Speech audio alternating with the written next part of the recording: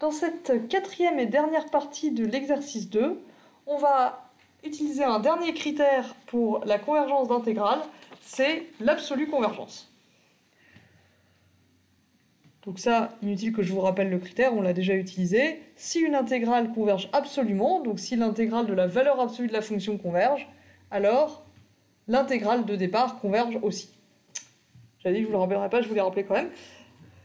Bien, donc on commence par l'intégrale de la fonction qui a t associe sinus t sur 2 puissance t. Celle-là, elle est continue, donc localement intégrable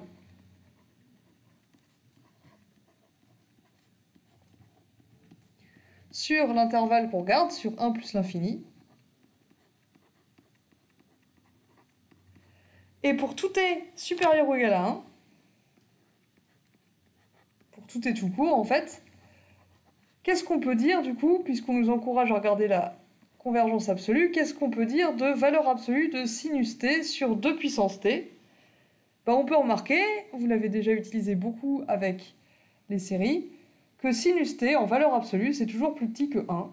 Et du coup, comme 2 puissance t c'est positif, il nous reste 1 sur 2 puissance t, c'est-à-dire 2 puissance moins t, c'est-à-dire que l'exponentielle de moins ln de 2 t.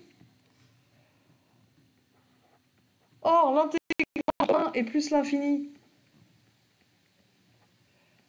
de exponentielle moins ln de 2t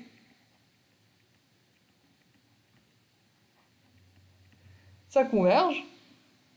Si vous n'êtes pas convaincu, je vous laisse démontrer ça. C'est un peu la même chose que pour l'intégrale I1 du 4.1. Donc, par le principe de comparaison, puisqu'ici on considère des fonctions positives, puisqu'on a pris la valeur absolue, on a le droit donc d'utiliser le principe de comparaison. Et donc d'après le principe de comparaison,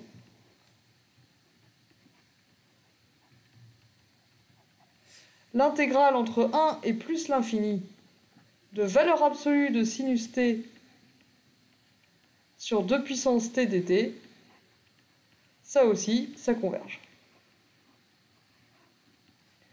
Donc notre intégrale généralisée k, elle converge absolument.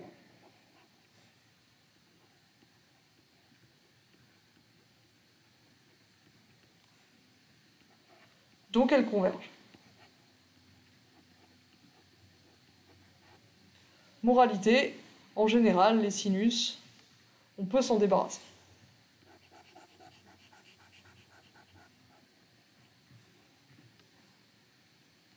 Pas toujours, mais souvent. Et du coup, ça va être la même idée pour l'intégrale L. Donc cette fois, on regarde la fonction moins 2 cos t plus sinus t carré, le tout sur racine de t. Devinez quoi, elle est continue sur 0 exclu 1.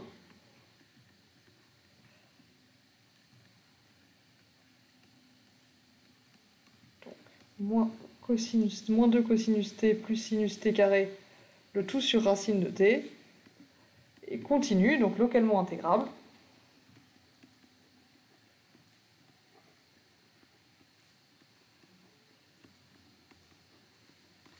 Sur notre intervalle d'intérêt, 0 exclu 1.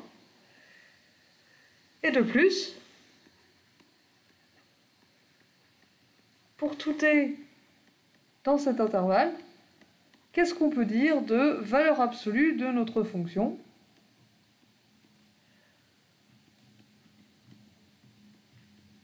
Du coup, valeur absolue de tout ça, racine de t, c'est positif, du coup, ça va être valeur absolue de moins 2 cos t plus sinus t carré, hop là, j'ai trop reculé, sur racine de t, et par l'inégalité triangulaire, ça on peut le majorer par la valeur absolue de moins 2 cosinus t, plus la valeur absolue de sinus de t carré. Le tout sur racine de t. Or, valeur absolue de moins 2 fois cosinus t, c'est plus petit que 2, et valeur absolue de sinus t carré, c'est plus petit que 1, donc tout ça, c'est plus petit que 3 sur racine de t. Or, l'intégrale entre 0 et 1, et du coup, comme toujours, on s'est ramené à des fonctions positives, donc on peut utiliser le principe de comparaison. Et l'intégrale entre 0 et 1 de 3 sur racine de t dt, ça converge. On l'a vu, ce critère, dans la première partie de cet exercice. Donc ici, le problème éventuel étant 0, on a 3 sur t puissance 1,5, avec 1,5 strictement plus petit que 1, donc cette intégrale converge.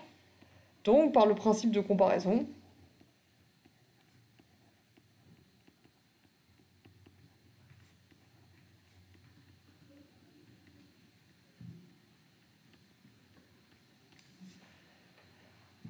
l'intégrale de 0 à 1 de valeur absolue de moins 2 cos t plus sinus t carré sur racine de t converge. Donc notre intégrale généralisée, elle, converge absolument. Et donc, comme précédemment, elle converge. Donc ici, dans les deux cas qu'on a regardés avec l'absolue convergence, on a obtenu la convergence. Remarquez que ça n'aurait pas marché dans le sens inverse. Si on avait étudié l'intégrale de la valeur absolue d'une fonction et qu'on avait montré qu'elle divergeait, ça ne nous dit pas que l'intégrale généralisée qu'on regardait au départ diverge. C'est comme pour les séries, on pourrait envisager d'avoir des intégrales semi-convergentes. Donc attention, c'est pas parce qu'on a montré que la convergence absolue ne fonctionnait pas que l'intégrale diverge. Et du coup, ceci clôt l'exercice 4.2, où on a vu donc les quelques critères des applications, des critères que vous avez vus pour les intégrales généralisées. J'espère que c'était clair et comme toujours, si vous avez des questions, n'hésitez pas.